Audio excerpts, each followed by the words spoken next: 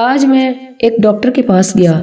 ابھی تھوڑی ہی دیر گزری تھی کہ ایک آدمی اور اس کے ساتھ اس کی بیمار بیوی اور ساتھ ان کا ایک بچہ بھی تھا وہاں آئے۔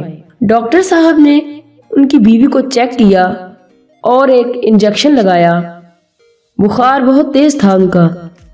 پھر کچھ دوائیں دیں اور 1400 روپے کا بل اس کے شوہر کے ہاتھ میں تھما دیا، جسے دیکھتے ہی اس کے رنگ اڑ گئے۔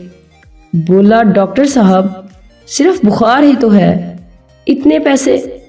ڈاکٹر بولے، پیسے جو بنے ہیں میں نے بتا دیے ہیں۔ اتنے میں اس کی بیوی آگے بڑھی اور تمام دوائیں ٹیبل پر رکھ دیں اور بولی، انجیکشن لگ گیا ہے، اب میں ٹھیک ہو جاؤں گی۔ انہوں نے دوائیں نکال کر بھی 850 روپے ان سے لے لیے۔ اس عورت کی آنکھوں سے آنسو آ رہے تھے۔ کہنے لگی، یہ میری گود میں میرا بچہ ہے جو پچھلے 15 دن سے بیمار ہے۔ پہلے علاج کرواتے رہے لیکن اب پیسے نہیں ہیں۔